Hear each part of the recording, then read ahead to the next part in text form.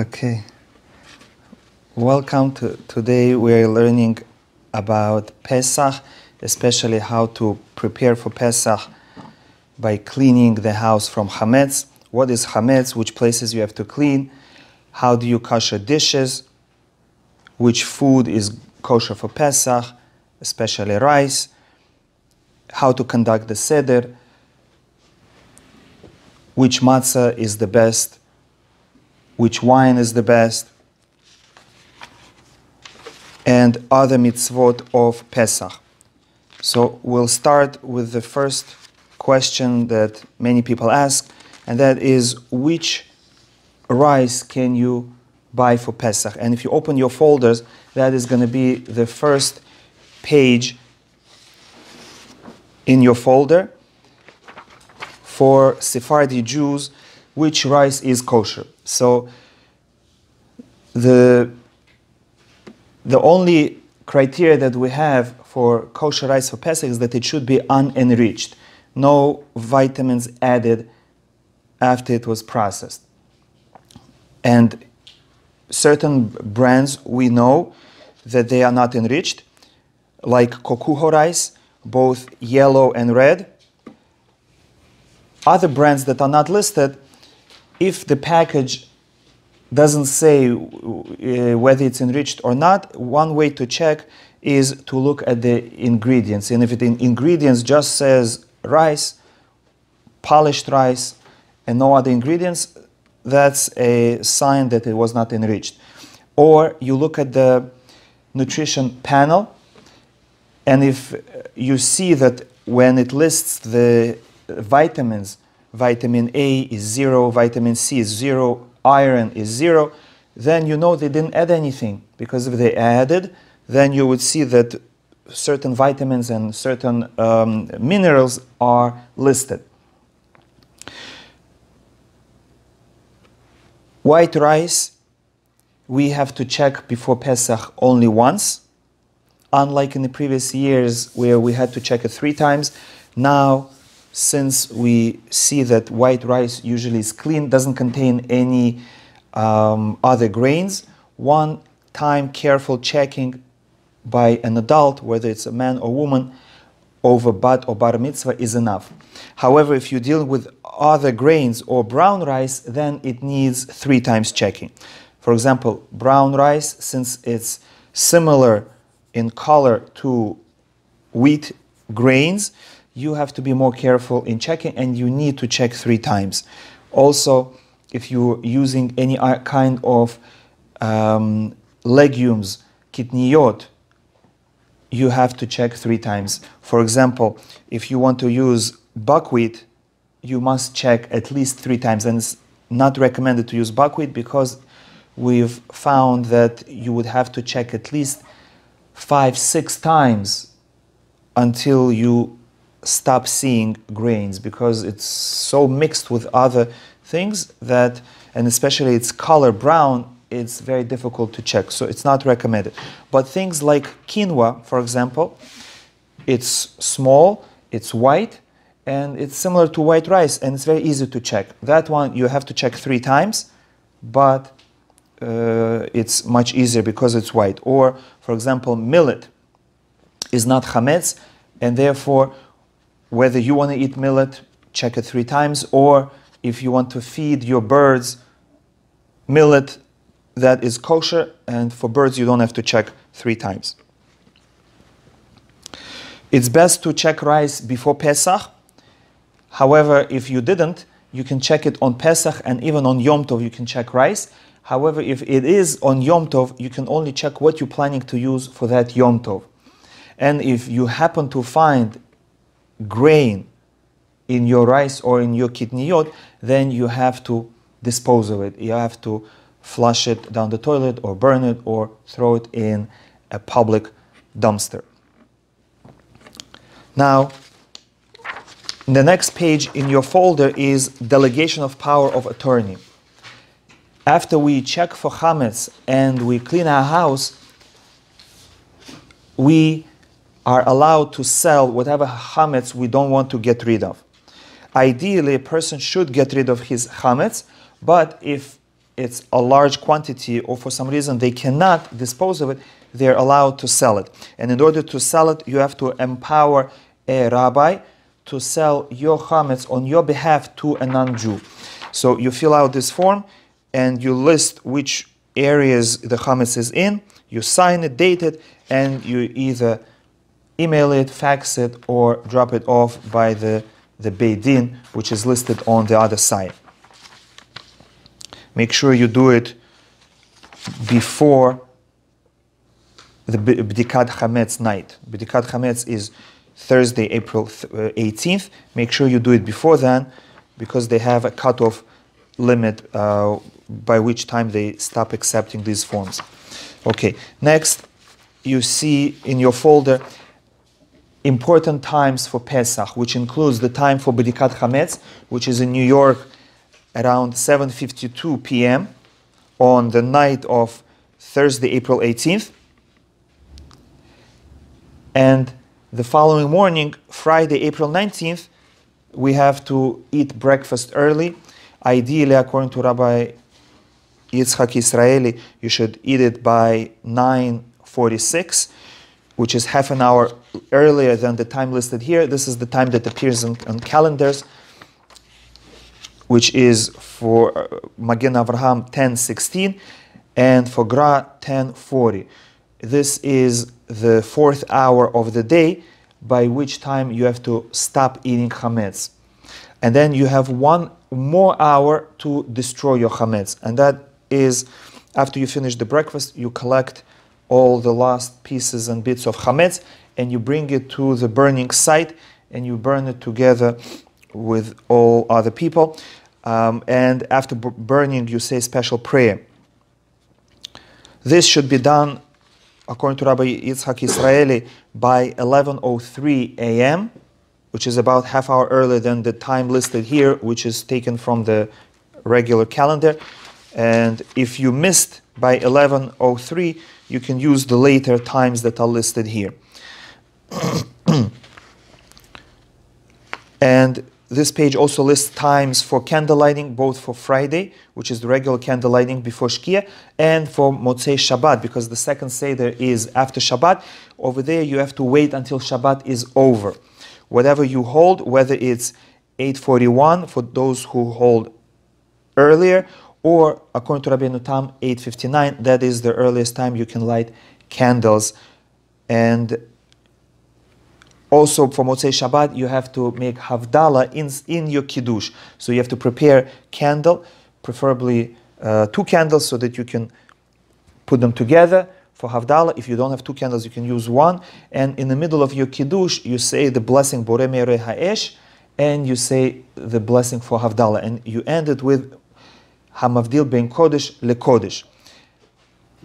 And make sure you don't put out the candle for Havdalah after you finish your Kiddush. Unlike regular Motzei Shabbat, when we put out the candle with wine, since it's Yom Tov, we're not allowed to put out the fire. So all you can do is just put it somewhere and let it burn out by itself. And therefore, it's recommended to use small candles, like they sell for Hanukkah candles, the very thin ones that burn only half an hour. If a person doesn't have those candles and cannot use 2 candles, he's allowed to use 1 candle for this Havdalah. Also, this page describes the procedure for B'dikat Chametz. Okay, the next page you see in your folder is the Sephardic Matzah Measurement Guide. And on the other side is the Maror Measuring Guide. So we eat 3 things that need to be measured on Pesach. We eat matzah, we eat maror, and we drink 4 cups of wine. So for matzah, you need to eat a kezait, and we're going to learn what a kezait is. For maror, you also need to eat a kezait. And for cups of wine, you need to have a revi'it. And what is revi'it, we're going to speak about. So first, with matzah. We eat matzah 3 times during the Seder. One for Hamotzi Lecha Min Haaretz and the blessing Al Achilat Matzah. Second, by korach, when we eat the sandwich. And third, at the end of the Seder, when we eat afikomen. Each one needs a kezayit. The person who is leading the Seder, and he's going to eat from the afikomen, from the matzot that you actually made blessing for, it's proper for him to eat 2 kezeitim.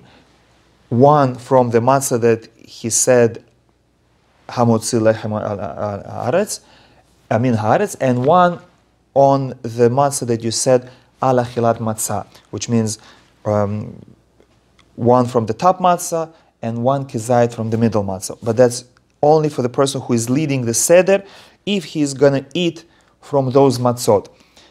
Everyone else at the Seder is enough to eat only one kezayit. So how much is a kezayit? So there are various measurements. The most strict is 28 grams. And that is 1 ounce weight. However, the more lenient one, and the lechatchila we are allowed to use that one, is 20 grams per person. And for even more lenient, which is also permissible for Sephardim, you can use 15 grams. It's not listed over here, but according to Rabbi Yitzchak Israeli and according to Rabbi Eliyahu ben Chaim, you're allowed to use 15 grams for kezayit for each one of these. Now, how do you find what is 15 grams? So you either get a food scale or post office scale, and you pre-measure everything, and you put the matzah into Ziploc bags, enough for every person in the house, times 3, because each person needs 3 times to eat matzah. Or if you don't have a scale and you cannot get one, you just estimate by either taking half of machine matzah, that is a kezayit for Sephardim, half of machine matzah. So eat half of machine matzah 3 times during the Seder. Or take a third of round matzah. That's an average thickness round matzah, hand matzah. If your matzot happen to be extra thin, then you should eat half of hand matzah. So a regular person would either eat 3 halves of machine matzah during the Seder, or a regular person would eat 3/3 of a hand matzah, which would end up an entire hand matzah per person. But it is highly recommended to get a scale. This way you will know exactly that you're eating the right amount and you're not going to overeat. And an important benefit to have a scale and measure everything before Pesach is it's going to save you a lot of time. Because when you set up plates for people, you can already put by their plate 3 bags of matzah. And you can do the same with maror. You measure an ounce of maror, 1 ounce of maror, which is romaine lettuce, and again put it into 2 bags, because one we need for maror and one for korech. And as you go through Haggadah, each person will open the right bag and eat it. You don't have to distribute it, you don't have to cut it, you don't have to measure it, estimate it. It takes time, and then you worry that maybe I didn't eat enough, and then you eat extra. So it is highly recommended to get a scale and pre-measure all your matzah and all your maror, romaine lettuce. Now, we go to romaine lettuce. There are 2 ways to measure romaine lettuce. Either you use the scale, as we said, and you measure 1 ounce, or you use this guide. And everything that is enclosed by the box, the green box, that is how much space, what is the area of 1 ounce of leaves. Leaves are the thin green part of romaine lettuce. The stalks are heavier, but if you are using just the leaves, and you're able to spread it on this sheet, and it's going to occupy this area, then you know that you're eating at least a kezayit of maror. And again, you need to eat 2 of these, one for the actual maror and one for the sandwich. If you don't have the scale and you lost this paper and you forgot what the area is, one way to estimate it is to use 3 medium leaves. If you use 3 medium romaine lettuce leaves, they approximately cover this area, and they approximately weigh 1 ounce. Now, what about the 4 cups of wine? When we drink the 4 cups of wine, number one, we need to make sure that the cup we're using can contain at least the amount of revi'it. How much is revi'it? And that is 3 ounces, or 86 milliliters. How much should you drink? You need to drink majority of your cup. So if you use the minimum cup of 3 ounces, you have to drink a little more than 1.5 ounces, or approximately 2 ounces each time. Except for the last time, when you drink your 4th cup, you should drink the entire cup, or at least 3 ounces, because after the 4th cup, we say the blessing al hagefen, val pri hagefen. And in order to say that blessing, you need to drink at least 3 ounces of grape juice or wine. So it's recommended to find a cup of 3 ounces or a little bit bigger, not much bigger than 3 ounces, because if you get a large cup, you need to fill up the cup. The cup doesn't need to spill, but it should be filled almost till the top, and then you have to drink majority of that cup. So for example, if you have a cup of 5 ounces, then you have to drink 2.5, 3 ounces of that. If your cup is only 3 ounces, then you only need to drink 1.5 to 2 ounces. So for people who cannot tolerate wine or the sugar in the grape juice, it's important to get the smallest cup possible, and that is 3 ounces. What kind of wine should we drink? And there are 4 ideal qualifications for wine for the Pesach Seder. And that is, wine should be red, if possible, not white. Wine should be alcoholic, not grape juice. Number 3, it should be not mivushal, not pasteurized, if possible. And number 4, no sugar should be added. It can have natural sugar, it can be sweet, but no sugar should be artificially added. Now, this is ideal. But if somebody doesn't have red wine, he is allowed to use white wine. If somebody cannot tolerate alcohol, he is allowed to use grape juice. If somebody cannot use unpasteurized wine because maybe he has non-Jewish help in the house and they cannot see uncovered wine, or because they have Jews at their Seder who are not Shabbat observers, so then you should use pasteurized wine, yain mivushal.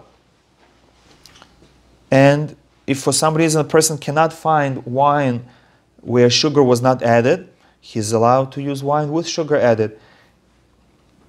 Ideally, we try to do it the best way, but if not possible, all the other ways are permissible.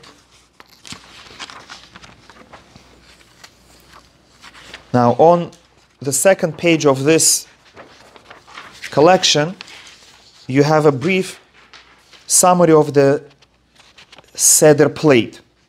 Which items you have to put on it, the lettuce, the karpas vegetable, which could be either celery or radish, an egg, a roasted bone, haroset, mixture of nuts and dates or nuts and raisins.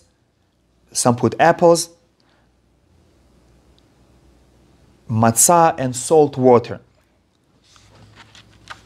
Then it describes the main mitzvot of the Seder. And on the third page, we have a brief description of every step of the Seder. Kadesh, Urchatz. Now,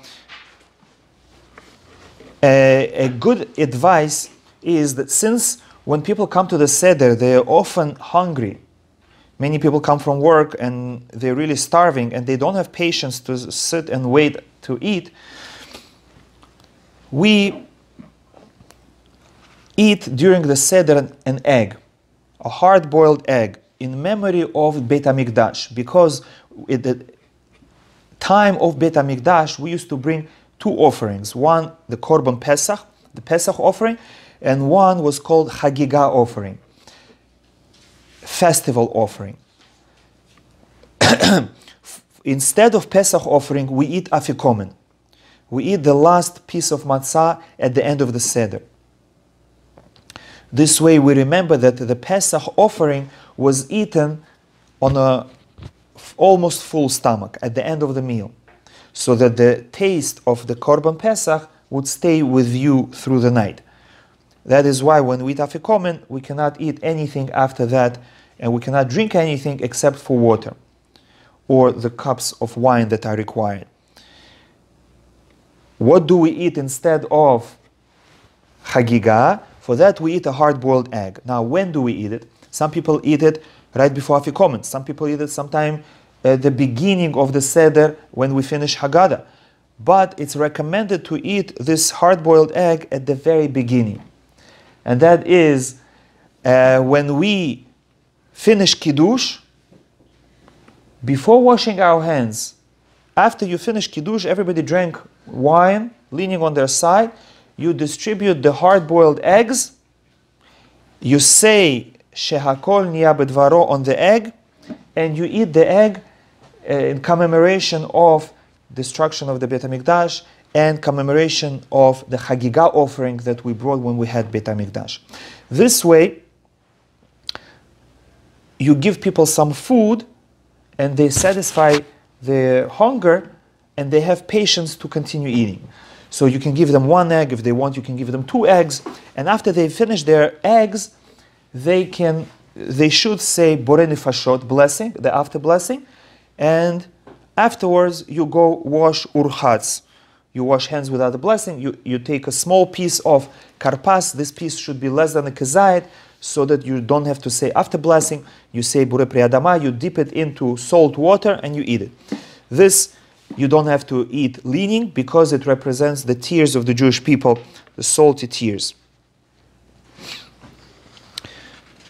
Then we take the middle matzah and we split it, and we start the Haggadah, the Magid portion of Haggadah, where we speak about the Exodus, the Makot, the plagues, and the 3 main things of the Seder. What are the 3 main things that if you didn't say it, you didn't fulfill your Seder? They are on one of the pages on the right side. This is called Magid obligations of the holiday. If somebody is limited on time, as long as you say the contents of this page and you understand them, you fulfill your mitzvah. And they are to speak about what is Pesach offering. Why do we bring Pesach offering? Why do we eat matzah? And why do we eat maror? If you need to say Haggadah for somebody who is sick, or you have children and they're tired, just say this. Or you have people at the Seder who are impatient, say this, make sure they hear the message, and then you can let them eat. So Magid, if possible, should be said in the language that you understand. The Haggadah, the entire Haggadah should be said or heard by everybody present, both men and women. And therefore, if women have to go into the kitchen and they miss some of the Haggadah, they should have their own Haggadah in the language they understand, and then read it on their own. They can be ahead, they can be behind, and then catch up later. It's fine as long as they read the entire thing. And if for some reason they cannot read the entire thing, as long as they read the page that I showed you about Pesach, Matzah, and Maror, they will fulfill their obligation. Then we drink our second cup, again leaning, and you have to make sure that whenever you eat matzah, whenever you drink wine, and by korech, by the sandwich, you lean on your left side. And you should lean not in air, but you should either lean on the handle of your armchair, or on the table, or on your neighbor. But you cannot lean just in air, just pretend. That's not called leaning. Is it true that some women are considered not sneers to lean? There are some communities where women don't lean, not because it's not sneeze, but because in those communities it's considered that a woman should not lean in front of her husband. Not because of tzniut, for a different reason. But in our communities, the custom is for women to lean as well as for children. The only time when one would not be required to lean is a student if he is in front of his Rebbe. The Rebbe from which he learned majority of his wisdom, out of honor for the Rebbe, it's not proper to be lying or half lying, and therefore a student in front of his Rebbe would not, but everyone else would. And even in such a case, if the Rebbe would give him permission to lean, he would still lean. Okay, then after we finish the Haggadah and we finish the Magid portion of it, we drink the second cup and we don't say a blessing for it, and we wash hands second time, and this time with a blessing, and then we make blessing for matzah. We lean and eat it, one kezait, and as we said, you should pre-measure 20 grams or even 15 grams of matzah, or if you didn't pre-measure, it's half of machine matzah, that is 15 grams, or a third of hand matzah, that is a kezait.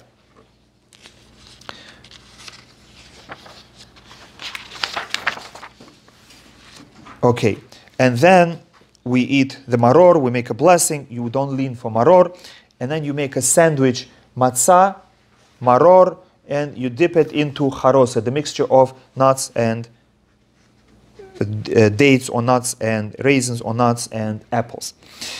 And after you eat the korech, for which you lean, you eat the main meal. Yes? What if, I have a son who's allergic to nuts? Like, what do you do? Yes, if somebody is allergic to nuts, then you don't. It just has to be a mixture that is thick, and you mix it with wine, preferably. So if your son is allergic to nuts, then just take dates, raisins, apples, mix it with a little bit wine, as long as it's thick mixture that reminds us of the mortar that we used for bricks in Egypt. And make sure you finish your Seder by Chatzot, which is halachic midnight. This year it's 12:55 a.m. And by that time you have to finish not only your dessert, you should also finish afikomen, which means plan that you should stop the meal by around 12:30 so that you can quickly eat the dessert and quickly take out the afikomen and eat the afikomen. If you cannot find the afikomen or your children don't want to give it up, you can use any matzah for afikomen. It doesn't have to be the one that you hid. And again, after you eat afikomen, you cannot eat anything, and you can only drink the last 2 cups of wine, and afterwards you can only drink water and no other liquid. So if you need to drink tea or coffee, drink it during your meal. You have to be careful not to overeat, because after the entire meal you still have to eat another kezait of matzah, and you still have to drink 2 more cups of wine. And afterwards we say Birkat Hamazon with a cup of wine, and at the end of Birkat Hamazon we drink that cup of wine leaning on the left, and then we finish the Hallel with Hallel Gadol and with Nishmat Kol Chai and with Yishtabach, and afterwards we drink the 4th cup of wine. And then the Nirtzah portion of the Seder comes, where we ask Hashem to accept our Seder and our prayers instead of the Korban Pesach, instead of our service in Beis HaMikdash, because we don't have the Beit HaMikdash, so we ask Hashem to accept our Seder, for which we sing songs and we say stories about the Exodus. Now, let's quickly go through Pesach cleaning.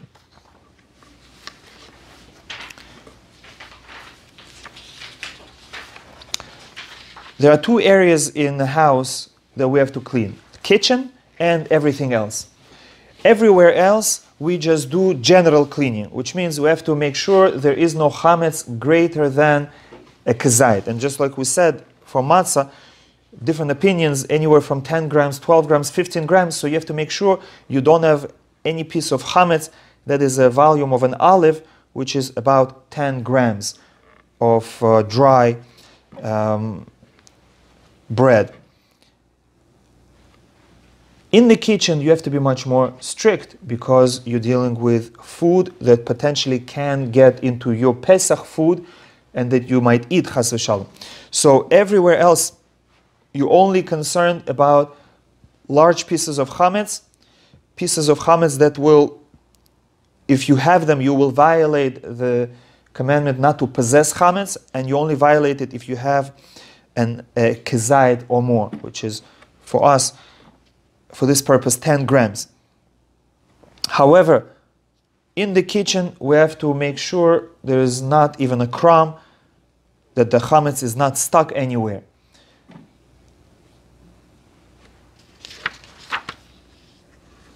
So we're going to go through different kitchen appliances and utensils and how to clean them.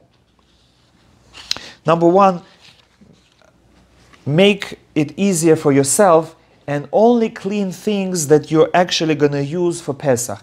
Anything that you're not planning to use for Pesach, just close it and sell it. Everything that you're planning to sell, you don't have to clean. So decide which cabinets you need for your Pesach food and for your Pesach dishes, empty them and clean them. All the other closets that have your year-long dishes and food, just tape them, write on it that it's sold, and you don't have to clean them at all. You don't have to clean your dishes that you're not going to eat from on Pesach. Just put it away and sell it. And therefore, you'll only have a few closets to clean: your counter, your appliances, and your table. So let's go through it. Ideally, it's good to have all utensils and pots and pans special for Pesach, if a person can afford to buy them and if a person has space to store them. However, if a person cannot afford to buy them or he doesn't have space to store them, then you need to kosher your regular utensils. So how do you do that? We have two general methods of koshering. One is called Haggadah, which is boiling in water, and we have libun, which is burning in fire. So we don't do libun except for the oven. If you have self-cleaning oven, you set it for the self-cleaning cycle, and after the 4 hours, the oven is kosher. While it's going through the self-cleaning oven, you can use the opportunity and put whatever else you need to kosher in it. For example, if you have stainless steel spoons, forks, ladles, pots and pans, grates, you can put it all into the self-cleaning oven and it's going to come out kosher. If your oven is not self-cleaning, then you just wash it well with detergent and then set it for the highest temperature for 1 hour. Yes. If you're self-cleaning, you don't have to wait the 24 hours? If you're self-cleaning, you don't have to wait 24 hours and you don't have to clean it because it burns everything. However, if you don't have self-cleaning, you have to wait 24 hours and you have to wash it. Next, microwave. Again, don't use for 24 hours. Clean it well with soap.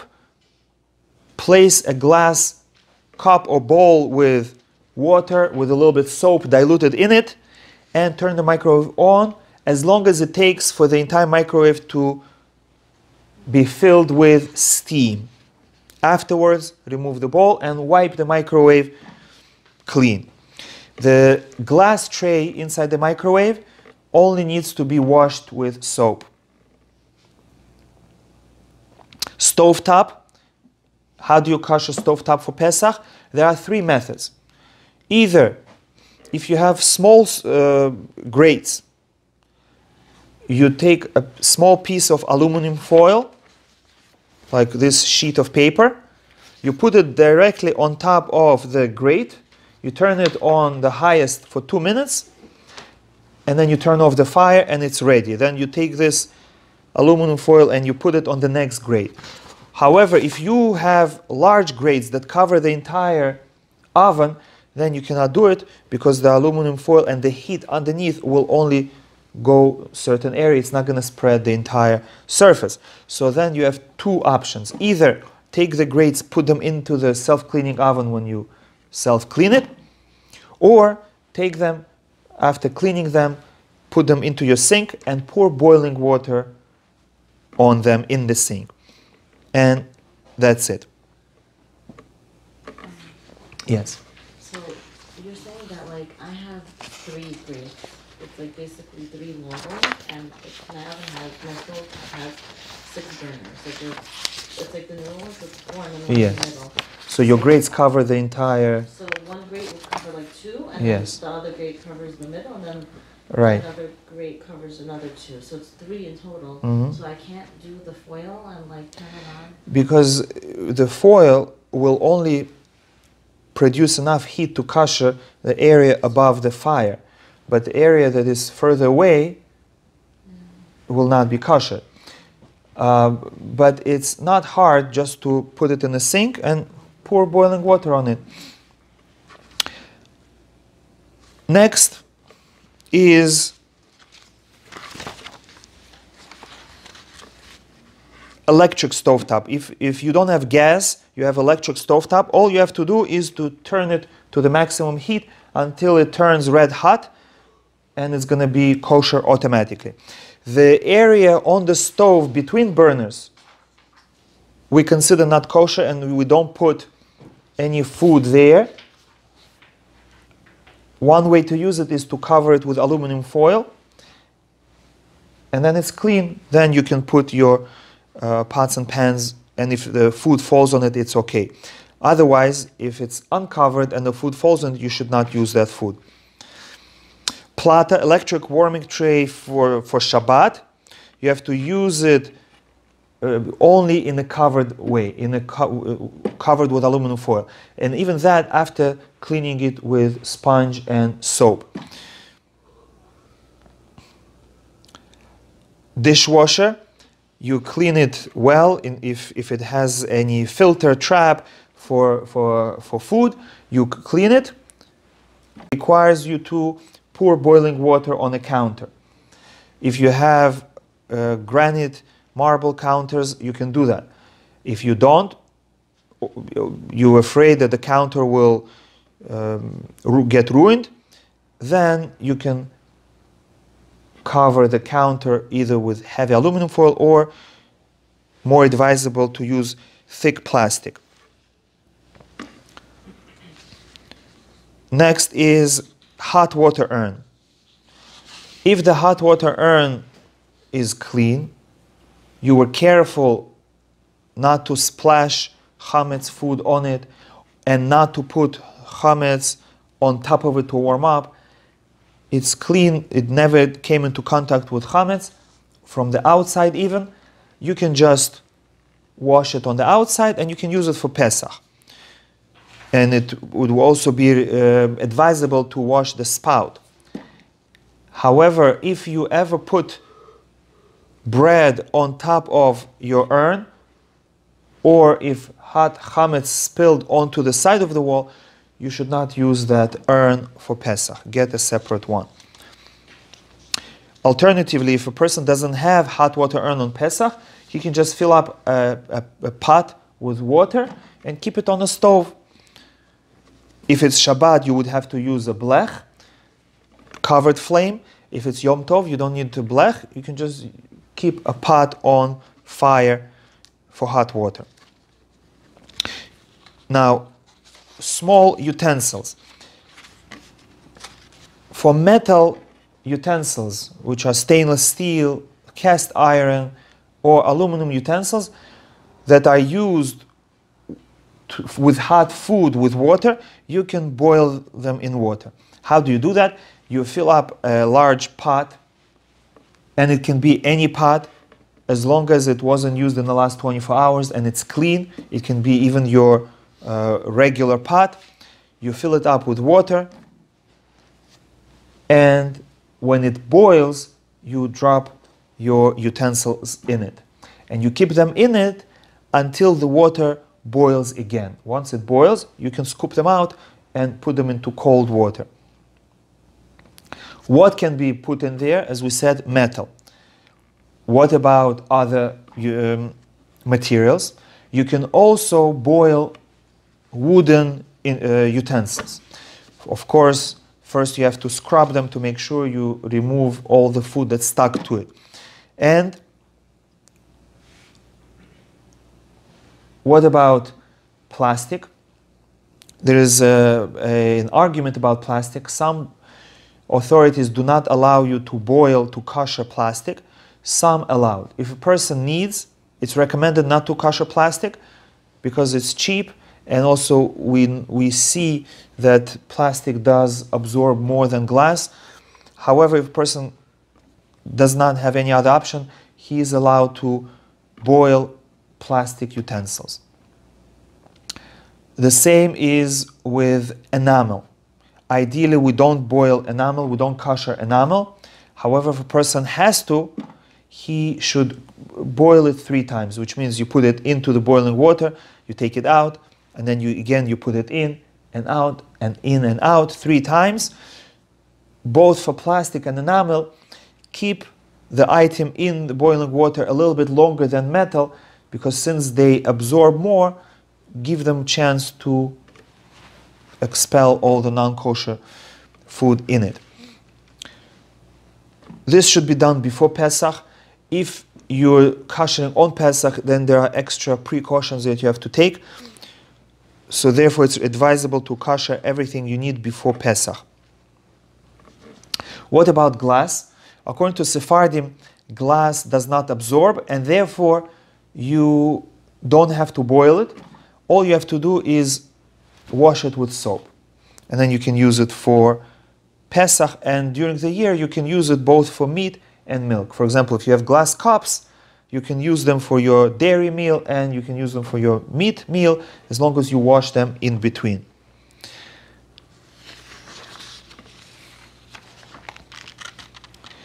Porcelain, china, is something that we do not kosher. Or utensils that are made from, like mugs, made from clay.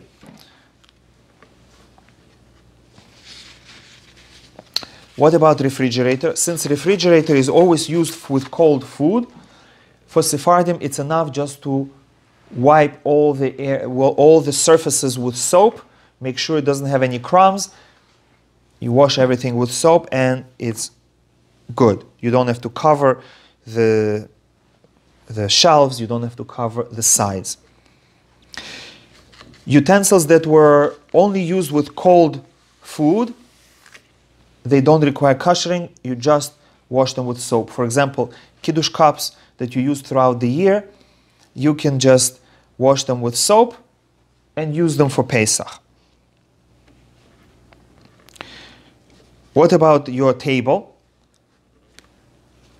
The table you should wash with soap, the surface, and then use a tablecloth, whether it's cloth or plastic table cover. That's enough for Sephardim.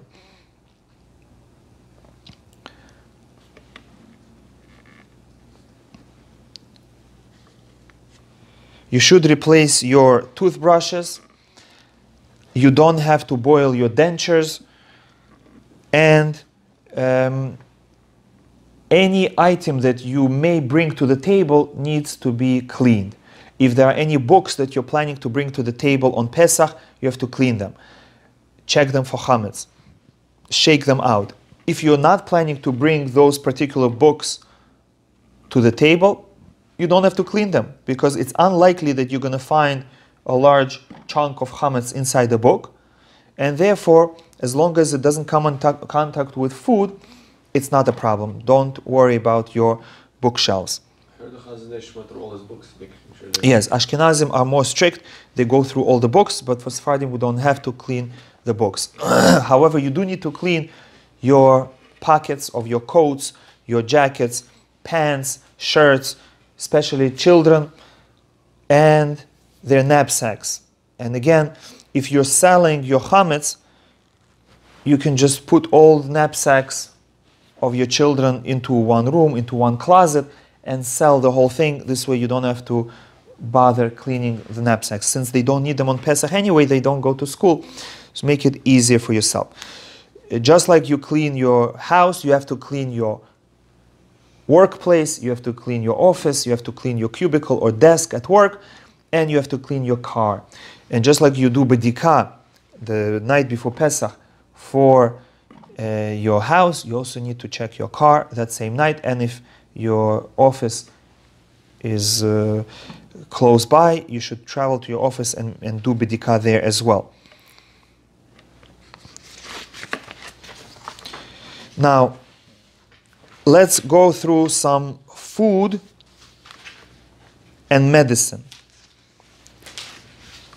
So in your folders, you have a few papers. Number one, you have the paper from JSOR. It's a Sephardic list of Passover items, non-food and food, that are good for Pesach, even if they don't have special hashgacha for Pesach. Look through it. Some things are for certain companies, certain brands. Some things, it doesn't matter. Then, at the end, on the last page, you have a list of stores where you can buy chametz after Pesach. That's at the end. And somewhere towards the end, you have a list of certain medicines that you can use. By the way, please make a note that if you need vitamins or supplements, there's a company called Frida, Freeda, and all their vitamins and supplements are kosher for Pesach for Sephardim. So if you need any vitamin C, vitamin this and that, you can get Frida and you can use it throughout Pesach. Then you have this page that lists baby food, nutritional supplements, and some medicines. Coconut milk and soy milk. And majority of infant formulas are okay for Pesach. But check this list. If it appears on this list, it's permitted. And finally, you have this list on both sides of the page. Food items that do not require special certification for Passover on one side, and on the other side, non-food items that do not require Passover certification. For example, any aluminum foil, any soap, detergent, candles, charcoal, any shampoo or conditioner, most cosmetics, any paper napkins, paper towels, plastic utensils, containers, plates, all those are fine. And it has many, many more that if you see there, it doesn't have to have hashgacha. Then, in addition, the general rule for medication, for medicines, is if it is a pill or a tablet which you swallow and it doesn't have taste, you're allowed to take it on Pesach. There are more stringent views, but this is allowed for Sephardim. So all swallow pills and capsules are allowed. For more medicines that do have taste, you can either check in the JSOR list, it has some medicines there, or check there are online CRC list of medicines, Star K list of medicines, OU list of medicines that list a lot of medicines that are commonly used, and is going to tell you if it has chametz or if it has kitniyot. For Ashkenazim, they try not to eat kitniyot. For Sephardim, only chametz is the problem. Now, one more point, and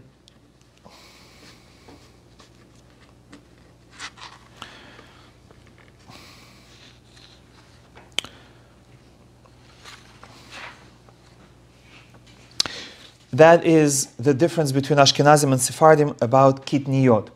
Ashkenazim don't eat any kitniyot, including rice and beans, peas. However, Sephardim, the general halacha for Sephardim is that you're allowed to eat kitniyot, rice and everything else. Only 5 grains are forbidden. The 5 grains that can become chametz: wheat, spelt, rye, oats, and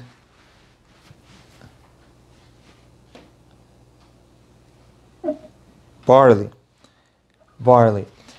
Everything else is not chametz. However, various communities took upon themselves stringencies, humrot, of not eating various kitniyot. Some communities don't eat rice, but they eat beans. Some communities eat rice, but they don't eat beans. Some communities don't eat not rice, not beans. And some communities eat rice and beans. I'm talking about Sephardim. And so, depending which community you came from, that is your custom. However, according to Rabbi Ovadia Yosef and according to Rabbi Yitzchak Israeli and according to Rabbi Eliyahu ben Chaim, Bukharian Jews that came to Israel, they should follow the general Sephardi minhag, they can eat everything. And the Bukharians that came to America, they should ideally do hatarat nedarim, which means you go in front of 3 people, 3 men, and you say, until now I kept this minhag, and now I realized that it was not halacha, it was just a minhag, and that we didn't have to keep it. And it's difficult for me, I would like to change it. If I knew that it was going to be difficult, I wouldn't take it upon myself. And they will say to you, from now on, you're permitted to eat kitniyot. So, if possible, go and do hatarat nedarim, or your husband, representative, can go and do hatarat nedarim for the family. And from then on, you will be able to eat all kitniyot. That is recommended because this way you will be able to take advantage of so many products that are becoming available on the market for Sephardim. And it's going to be easier for you and for your children. Until then, if you didn't do hatarat nedarim, and if you still want to keep the stricter minhag of eating only rice and not eating corn and beans, keep that minhag. But if your children want to eat hummus or tehina or corn, and you find these items kosher for Passover, you can be lenient for children under bar mitzvah. But it is perfectly permitted to do hatarat nedarim, and even for yourself, start eating kitniyot. We finish with this. If you have questions, you're welcome to ask. Okay, now, very important is to keep my phone number handy. This is listed on the general Pesach cleaning notes. It has my number and Rabbi Mordechai Kraft's number.